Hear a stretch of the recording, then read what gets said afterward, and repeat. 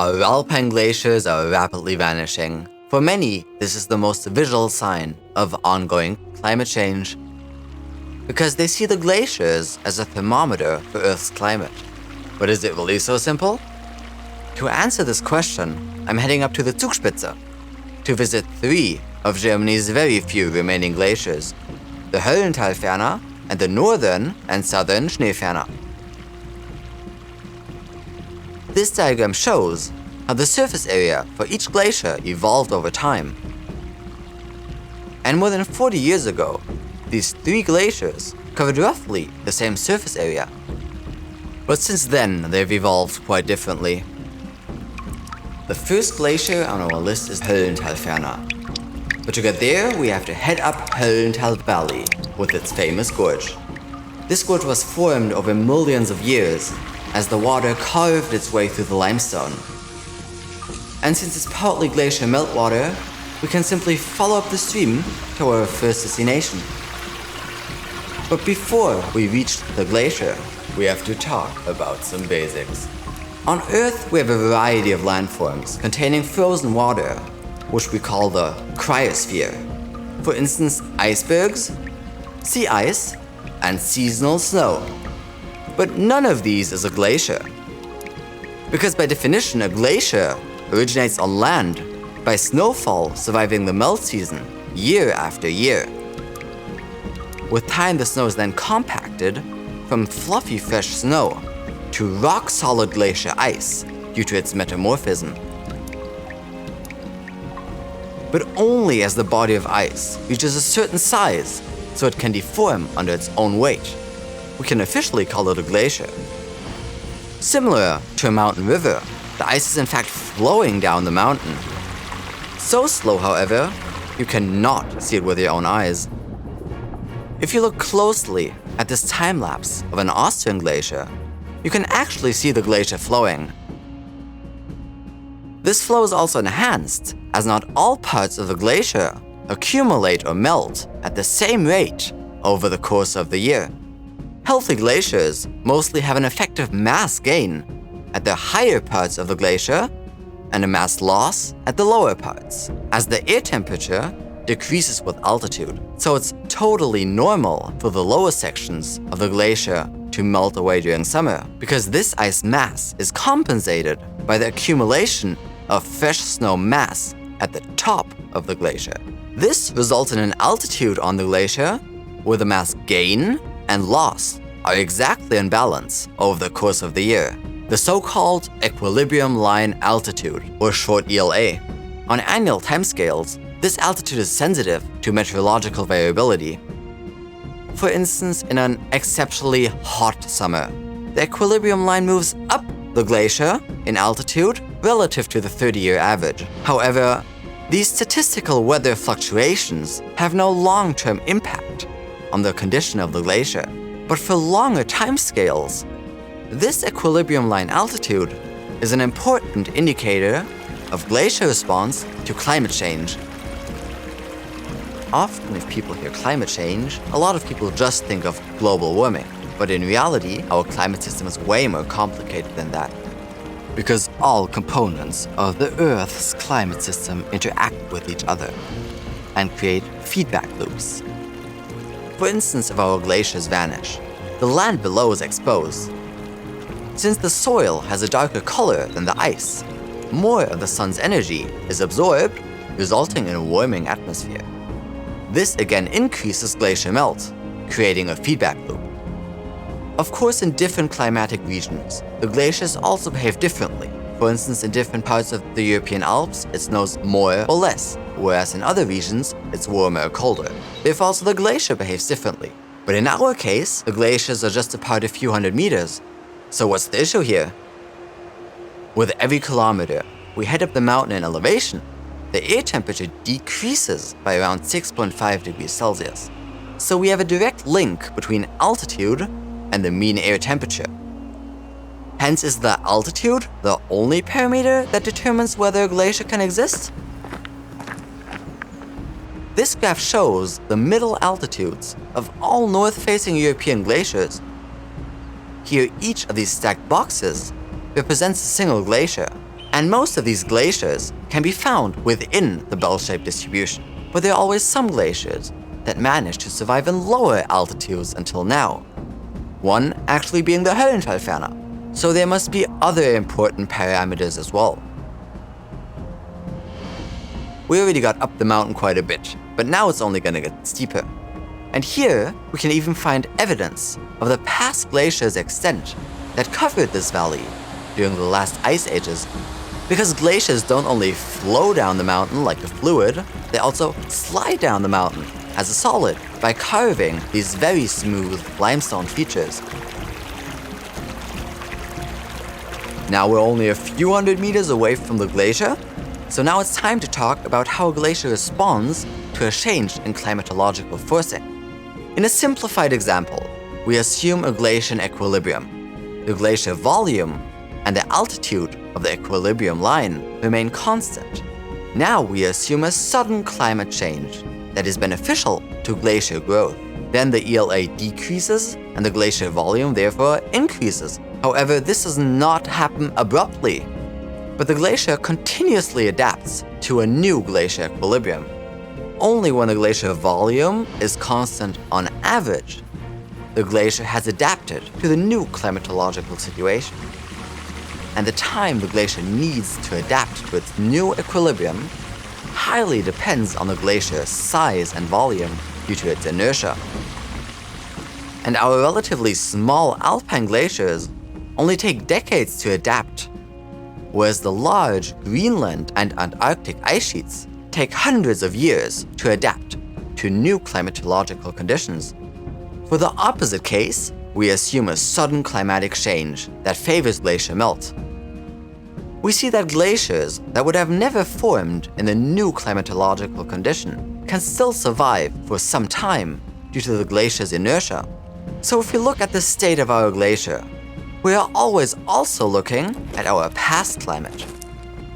And since the 3 glaciers that we are visiting today are so small, it may be that if you watch this video in 10 years, they won't exist anymore. So we finally arrive at Höllentalferner. Now it's time to put on crampons to head up to the top. But wait, it's the end of summer, and we can see that there's snow instead of melting ice in the ablation zone, as you would expect. So is the glacier in fact growing again? Well, unfortunately not. But this is a good example of meteorological variability. Because there was a snowfall event a few days before filming this video, resulting in a glacier mass gain. And when scientists estimate the mass balance, they do this at a certain reference date, at the end of the so-called water year in late September. Over decades, this allows them to track the glacier evolution. For instance, here, we see how the glacier volumes and therefore also the glacier mass of the 3 glaciers evolved over time. But from year to year, this value can fluctuate, especially on small, thin glaciers, as it depends on whether the first snowfall happens before or after the specific reference date. And unfortunately in our case, even the fresh new snow didn't make it until this reference date. But back to the Höllentalferner. Despite its relatively low altitude of only 2,200 meters at its lowest point, it is not retreating as fast as other comparable glaciers. But why? First of all, the glacier slope is northeast facing. Therefore, the incoming solar radiation is lower than, for instance, on south-facing glaciers. But especially the surrounding steep mountain faces provide a great shading of this cirque glacier. Additionally, the topography results in especially high snowfall, as the glacier is located downwind. Snow also accumulates on the steep mountain slopes surrounding the glacier, and in late winter, avalanches feed the glacier with additional snow, adding extra mass to the glacier. On the other hand, if we look at the glacier tongue, it is strongly melting due to its low and therefore warm altitude. Hence, meltwater channels form on the surface and within the ice, indicating high glacier melt rates. As the terminus is melting over the years, more and more rocks are melting out of the ice, forming a debris cover on the glacier. for thin debris layers. This again increases melt on the terminus, as the debris heats up more due to its darker color. Also, the snow changes its color over time, which we can see here as up the glacier, the snow gets way brighter. And especially on the center section of the glacier, there are particularly dark spots of slimy sediment, increasing the snow and ice melt. The steep terrain and the great contrast between snow input in the upper area and strong ice melt on the glacier tongue cause the glacier to flow significantly, transporting mass down the glacier. But how do we even know that a glacier is flowing? If a glacier can't deform as fast as it flows, the glacier ice fractures and forms crevasses orthogonally to the glacier flow. But caution, these several meter deep crevasses can be deadly if you get too close, especially if they're invisible because they're covered by a thin but unstable snow layer. After a second Via Ferrata, we're finally at the highest point of the Zugspitze, at an altitude of 2,962 meters. Now let's head back down the other side of the mountain to continue our tour. We now arrived at our second glacier, the northern Schneeferner. As you can see, the glacier is quite white with a lot of dark spots. The white is due to the snowfall event a few days ago. And even in the lower part of the glacier, the snow is still 40 centimeters deep. And immediately you can see the human influence on this glacier, because in winter it's part of a ski resort. Then the snowcats push up the surrounding snow up the slope while compressing it and therefore making it last longer. Also in the summer, they're artificially trying to protect the snow from melting through so-called snow farming. The collected snow is covered with a pure white plastic film that reflects a large part of the incoming solar radiation and thus reduces the snow melt. Similar to the Höllentalferner, the Schneeferner is also located in a cirque. But due to its more eastern orientation and the lower surrounding cliffs, it is less protected from the sunlight. Luckily, due to the mountainous topography, there's an unusually large amount of snowfall here as well. But due to the glacier's more exposed setting, the snow usually does not survive until the end of the water year. And since there's no real accumulation area, the glacier doesn't flow like a healthy glacier, but rather slowly migrates down the slope. Particularly the hollow-shaped bed form, with an ice depth of 33 meters back in 2018, helped to preserve the glacier. Because especially thinner parts, such as the glacier tongue, rapidly vanished. The northern Schneeferner is also particularly riddled with meltwater channels, which, as you can see here, also run under the surface. And similar to crevasses, you don't want to fall through the snow bridges into those. And for the relatively small size of the glacier, these channels are actually quite large streams. And studies show that these channels increase glacier melt due to the heat transport into the glacier. Also, if you look at the edges of the channels, you can see how dark the ice surface will be once the snow has melted. This dark ice color results in a feedback loop, accelerating further ice melt. Just a few minutes away from the northern Schneeferner, we finally arrive at the southern Schneeferner. At least, that's what I would say if it was still there. But have a look for yourself. The southern Schneeferner has a northeast exposition and is roughly at the same altitude as the northern Schneeferner.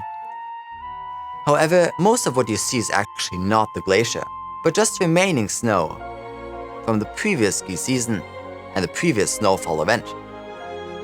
These detached parts of a former glacier, or multi-annual ice patches, have too little mass to deform under their own weight.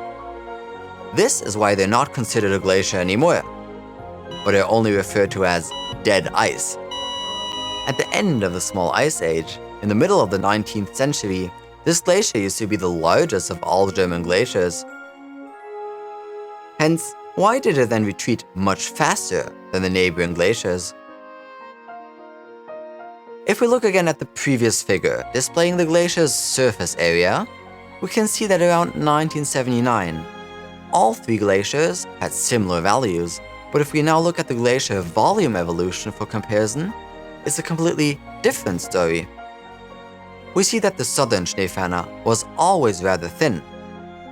And despite the three glaciers' similar surface area in 1979, the southern Schneeferner had 5 times less mass than its northern counterpart. And this thin ice layer is particularly vulnerable to a change in climate, resulting in a rapid retreat in surface area. And due to the absence of surrounding topography providing shading, there's only dead ice left. So in summary, it's not so simple. We cannot just determine the temperature change or the climate change based on the retreat of a glacier. We've seen that there are several different parameters apart from the air temperature that affect the glacier's evolution, positively and negatively. So scientists are constantly working to better and better understand these processes to develop more and more precise numerical models. These models make it possible to learn about how changes in past climate affected our glaciers.